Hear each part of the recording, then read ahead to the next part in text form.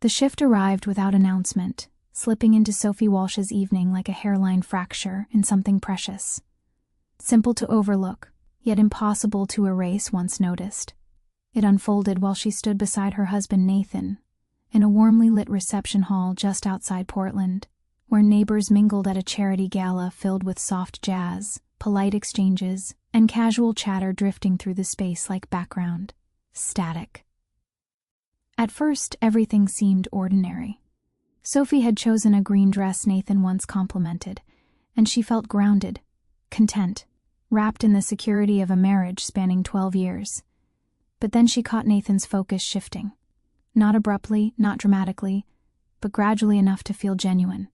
His eyes followed a woman crossing the room, someone Sophie had never met, someone unremarkable yet self-assured, laughing easily with another attendee, and Nathan's gaze lingered just a beat too long. Long enough for Sophie's chest to constrict and her breathing to falter. In that instant, she experienced something sharp and foreign.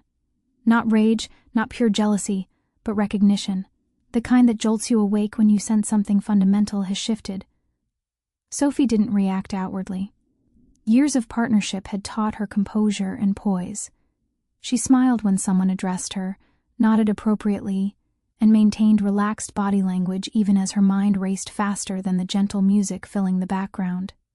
She told herself it meant nothing, that people observe others constantly, that noticing someone doesn't equal betrayal. Yet when she glanced at Nathan again, she detected detachment in his expression, not longing but distraction, as though his thoughts had wandered somewhere beyond the room and beyond her. That wounded deeper than the glance itself.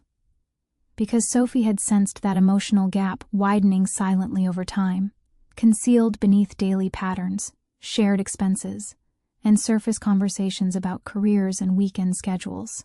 Now it stood plainly visible between them like an unvoiced reality. As the evening progressed, she caught his focus drifting again. Brief, but unmistakable.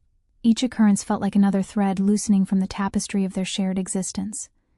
She wondered how long this had been occurring, how many instances she had overlooked while trusting the safety of habit. When Nathan finally turned toward her and asked if she wanted a refill, his tone sounded normal, even caring, which deepened her confusion. The man she cherished remained present, yet somehow not entirely with her. When they departed the event and walked toward their vehicle beneath the cool evening sky, Sophie felt weightier than when the night began. The journey home consisted of surface conversation that seemed calculated, almost rehearsed, as if both sensed something delicate hovering between their sentences. Sophie watched the streetlight streak past her window, recalling earlier seasons, wet, and quietness between them felt peaceful rather than strained. When Nathan would reach for her hand unconsciously, when his attention came naturally and completely. She questioned when that ease had dissolved, whether she had transformed as well, whether existence had gradually molded them into strangers occupying identical quarters. Upon arriving home, Nathan kissed her forehead, tender and routine, then headed inside to review messages while Sophie remained in the car momentarily, breathing deeply, allowing reality to settle, recognizing that what stung most wasn't the presence of another woman, but the absence of something she once considered unshakable. Standing alone in the hushed driveway, she grasped that this moment carried weight, that dismissing it would only permit the separation to expand. Though uncertain of her next move, she understood one thing with perfect clarity. The existence she believed was stable had trembled, and whatever decision followed would determine everything after. Because sometimes love doesn't shatter loudly. It dissolves undetected until someone finally observes closely. And tonight, Sophie had observed. The days following the gala passed swiftly yet carried heaviness, as though time itself had altered its tempo. Sophie detected it initially in the silent corners of their residence, where everything appeared, identical yet resonated differently.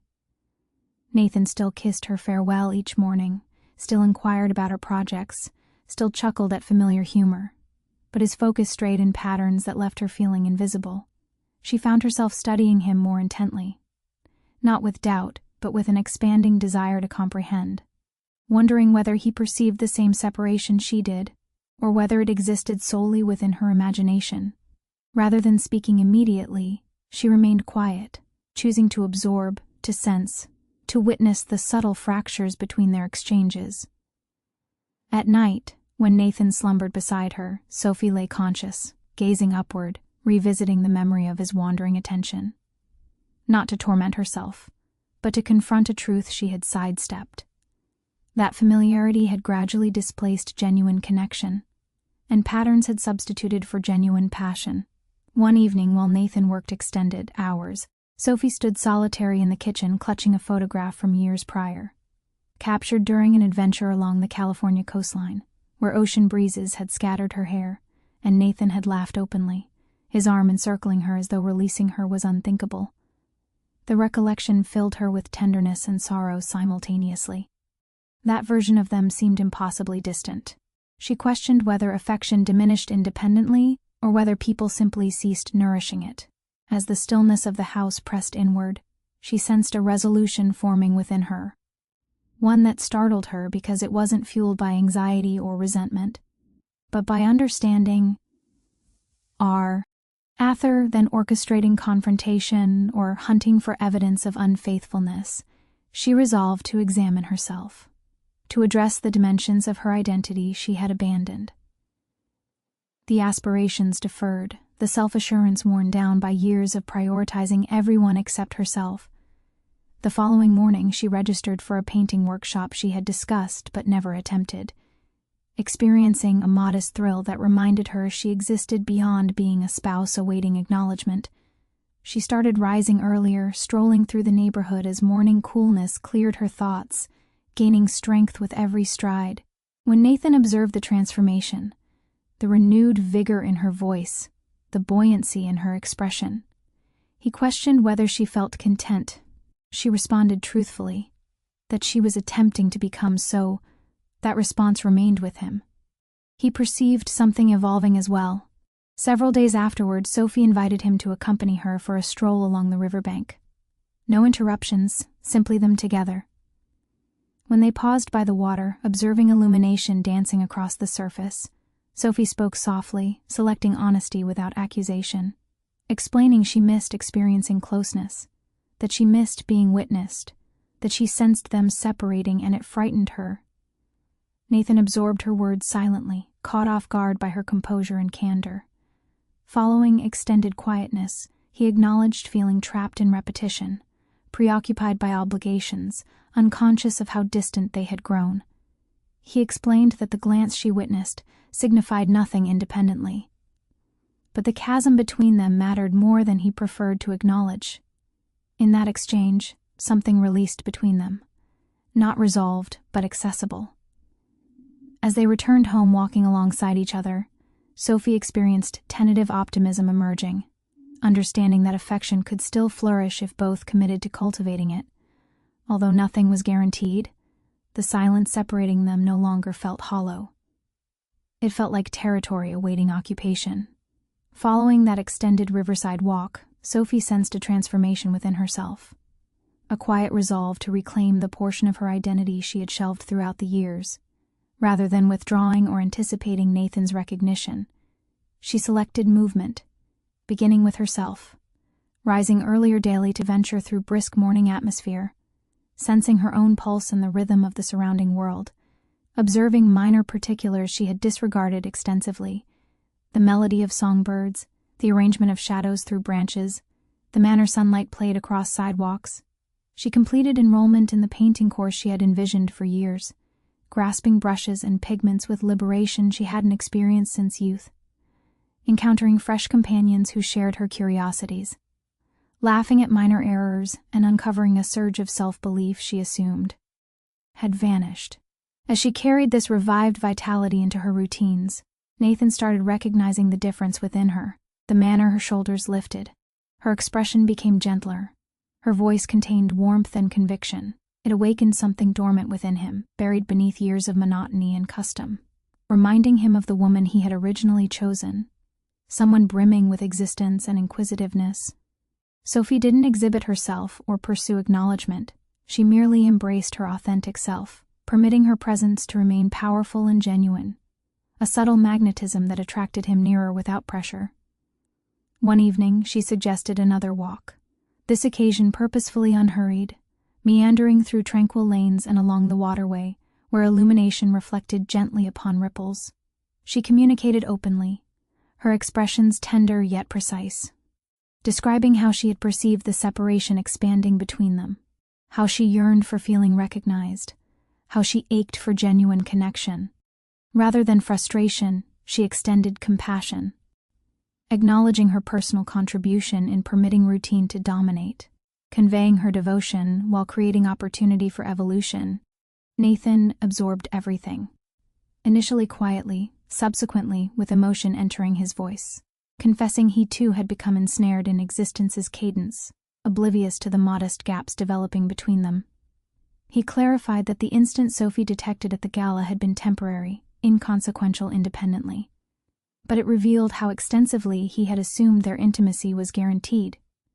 As they progressed together, their hands connecting, they commenced speaking more freely regarding their wishes, their concerns, their aspirations, the subjects they had ceased exchanging over seasons. With each sentence, the distance separating them diminished, occupied by sincerity and the foundation of restored confidence. Sophie observed how Nathan's focus no longer strayed, but concentrated upon her, perceiving her completely, as though awakening to the individual she had consistently been. The awareness accelerated her heartbeat, not from alarm, but from expectation. The expectation that devotion could regenerate when both remained prepared to cultivate it. Throughout subsequent weeks, she persisted in living completely within her personal development, following interests, reconnecting with companions, attending to herself while maintaining their residence comfortable and inviting. Nathan reciprocated similarly, accompanying her on modest explorations, demonstrating thoughtfulness, arranging small gestures, speaking expressions containing substance and genuineness. Progressively, the strain and unspoken separation of previous months started dissolving, substituted by joy, exchanged glances, and gentle contacts that recalled for both the closeness they had constructed together across years. Sophie comprehended that the genuine revelatio wasn't in modifying Nathan's focus or attempting to govern his emotions. It resided in discovering her personal resilience, how she had selected bravery over anxiety, presence over bitterness, devotion over self-importance. She experienced quiet contentment, recognizing that by embracing herself, she had unknowingly established circumstances for him to return completely, without theatrics or demands. One night, as they rested together on the patio drinking tea, she observed Nathan watching her with an expression that was patient, affectionate, and conscious, an expression she hadn't witnessed in years. She recognized that this straightforward transformation, this decision to exist completely as herself while still extending devotion, had commenced healing the fractures, had commenced reminding them both why they had selected each other originally.